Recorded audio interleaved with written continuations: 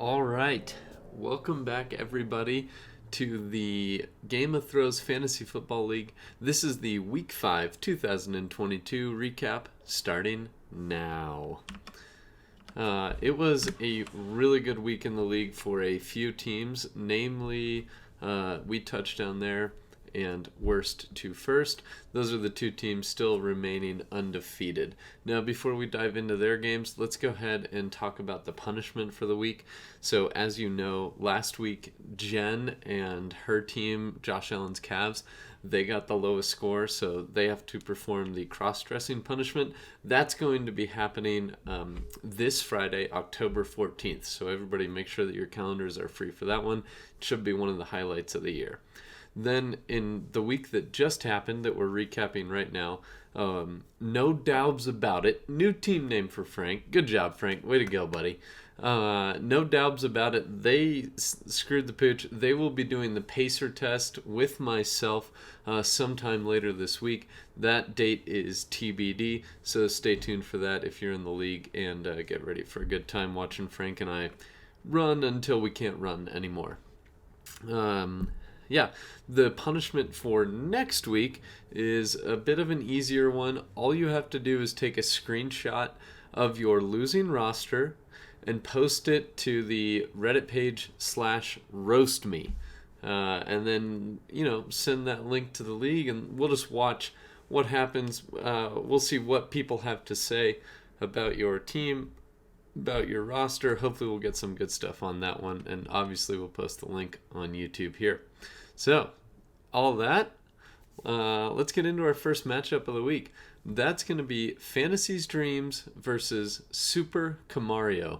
Fantasy's Dreams, they go ahead and take this one 104.42 to 103.34. So a very close game. It was made closer by the fact that Fantasy's Dreams did not start a kicker.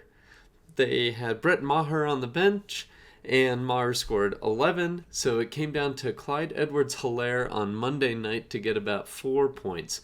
And he squeaked by. 9 carries, 15 yards, 3 catches, 20 yards, and 5 total points. And Fantasy's Dreams wins by a point there. Now, this win is huge for Fantasy's Dreams because in their division, this shoots them to first place. Obviously, they were kind of carried by DK Metcalf and Justin Jefferson. On the Super Camario side, this is the second week with their brand new lineup, and unfortunately it did not go as well as the first week. Tom Brady was just okay. Kamara was obviously great, but really they fell apart at Debo, Godwin. J.K. Dobbins didn't perform, and Damian Harris, he got injured right away in that one, right in the first quarter, so they didn't put up the numbers that were needed to get a victory here. Still good things moving forward for Super Camario. All right, the next matchup is the Little Brays versus Team Co-Parenting. And my oh my, did Team Co-Parenting show out. Team Co-Parenting wins this one 151.08 to 106.38. So an absolute blowout. One of the higher scores that we've seen all year, put up by a team who on paper really just didn't look that good coming in. But when you've got Devontae Adams, Patrick Mahomes, and Raheem Mostert, apparently, he's back and good again, you're going to score a lot of points. For the Little Brays, Josh Jacobs was a monster once again. 21 carries, 154 yards, 1 touchdown. Unfortunately for their team, nobody else really even scored. James Robinson had a very down week. Zay Jones performed poorly, and he actually got cut following the game. Rondale Moore was a nice start for this team, looking for something out of the second flex spot. 7 catches for 68 yards, 1 away from the big time on that one.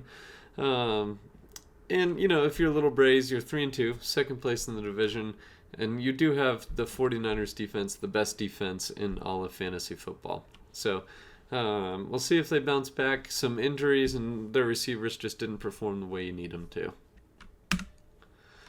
In the third matchup of the week, it was Josh Allen's Cavs versus Team Tiny Nuggets.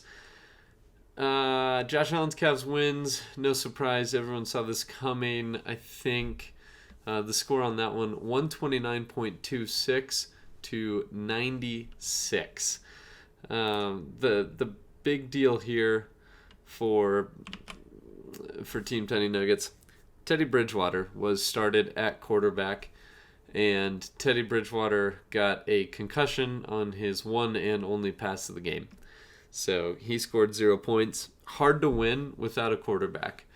Even harder when the quarterback that you're going up against scores 39.16 points. Once again, folks, that is Josh Allen. He had an absolute monster day throwing to Gabe Davis as well as Stephon Diggs. Obviously, Stephon Diggs is on Josh Allen's Cavs roster. That worked out quite well for them.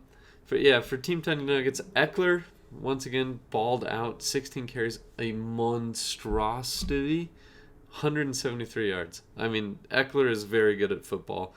Unfortunately, this team is going to face some challenges moving forward. Darren Waller is very injured. He didn't play in the game against Kansas City. That was a Monday night game, so there was nowhere for Tiny Nuggets to pivot at the tight end position. It honestly would not have made a difference.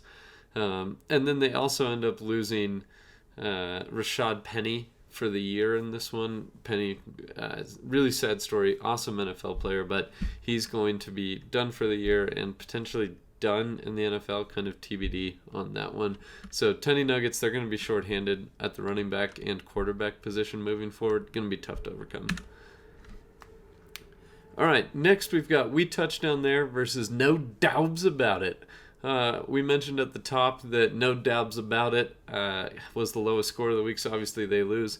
Score in this one, We Touchdown There, 123.46 to 72.86 by No Doubts About It. What should we say? Really bad versus pretty good? 5-0, 1-4? Yeah, We Touchdown There. Travis Kelce is a monster. 4 touchdowns? Are you serious? Like, how is that even possible? At that point, it's just stupid. We Touchdown There. Lamar Jackson actually had an off week. Didn't really put up big numbers, but did lead the team to a victory. For No Doubts About It, this is just a tough scene. Jamal Williams was bottled up in New England. He's on a bye this week. Aaron Jones didn't play well in London. Najee Harris is going through just a brutal stretch where he can't run the ball or catch the ball, and Pittsburgh can't do anything on offense. So, yeah, it doesn't look good. Jared Goff was the quarterback for the team here. He was signed for 1 week and cut immediately after. We Touchdown There. Their team is just chugging right on through as if nothing ever happened to them. So, yeah, teams heading in opposite directions here. Next matchup, the Gateway Archers versus Crossdresser Strikes Back. The Gateway Archers take this one 131.16 to 83.52. Story here, Dalvin Cook and Derrick Henry canceled each other out. Ramondre Stevenson took advantage of the Damian Harris injury. Amon-Ra St. Brown, he came back from injury and didn't really play due to the blowout in New England. Mike Williams continues to look like a stud. So as we just go down this, I mean, you start seeing really good performances from Gateway Archers. And for Crossdresser Strikes Back, most of this can probably be attributed to injuries and short weeks. But yeah, they did not look very good in this one. And they're actually at the bottom of their division now. So concern for one of the better teams historically in the league. And our last matchup of the week is with Worst to First and Redwood. This one did have an opportunity for Redwood to sneak out a victory and claim the first dub of the season. Unfortunately for them, they weren't able to put together a complete end-to-end roster. They lose 124.94 to 103.28. The story here for Worst to First, it's Christian McCaffrey and Jeff Wilson, the dynamic running back duo that no one saw coming. Everyone thought that C-Mac and Swift were going to be carrying this team, but it's looking like Jeff Wilson is one of the better free agent pickups that we're going to see all season. Beyond that, the wide receiver core here, folks, is really talented.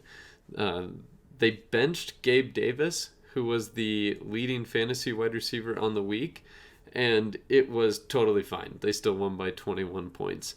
At the wide receiver position, you've got Mike Evans, Chris Olave, Marquise Hollywood Brown, Jalen Waddle, obviously Gabe Davis, and they acquired post-week actually Keenan Allen from the Chargers. So this team is looking stacked at the receiving positions. It'll be curious to see how long they stay undefeated. I think most of this is going to be injury dependent. For Redwood, there's still a chance for this team. They've got Cooper Kupp and Saquon. We talked about it last week. That's still true. Cooper Kupp and Saquon can definitely put up 50 to 60 points combined. But they're just going to need more help from the rest of the roster here. Otherwise, this team might not win a game all year. Well, with that being said, let's go ahead and dive into the standings. And again, no change in the Fishing for Trouble division, no change in the Out-of-Towners division. In the Taco 12-pack is actually the only division, once again, where we do see movement. Fantasy's Dreams jumps up to the top spot in this division, followed by Team Co-Parenting, and lastly, Crossdresser Strikes Back. So all three teams changed position week over week here. It's expected that only one team from the Taco 12-pack division will make the playoffs. So this is going to be a very hotly contested battle coming down the stretch. And then again, no change in the Cat People division. So without further ado, let's check out our power rankings for the week. No change at the top in the first two teams. We touchdown there and worst to first. There will be most likely a change at the top next week. We've got worst to first and we touchdown there facing off against each other, both at 5-0. The two best teams in the league.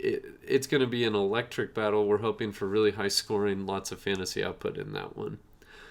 Moving down the list, we see Josh Allen's Cavs move back into the third spot. And then Little Braves, they swap places there. You see Gateway Archers move up. You see Fantasy's Dreams moves up. And then Crossdresser Strikes Back. Yep, you lose a tough one like that, you're going to fall down. No change for Super Camario after the trades. Obviously, they lose this week, but still a good enough team holding at 8. And then Co-Parenting, they get a 2-spot bump here after an absolute dominant performance, 151 points. We'll see how sustainable that is. Looking at the team, it felt a little touchdown heavy, not necessarily volume heavy. So if they're able to keep it up, they're going to continue to see a rise in the standings, but the team feels a little variable, and that's why they're ranked down there at 9. And then our bottom three rounded out, no doubts about it, Tiny Nuggets and Redwood. Would love to move Redwood up, but we've got to see signs of life on that team. It just doesn't look good. Them and Tiny Nuggets, unfortunately, it's the two brothers fighting it out for who's the worst team in the league. Yeah, fun story for everybody else to kind of laugh at, but for those two guys, I hope they get it figured out. Hope they make some trades and kind of get their ships righted. So, all right, that's going to do it for the Week 5 recap, everybody.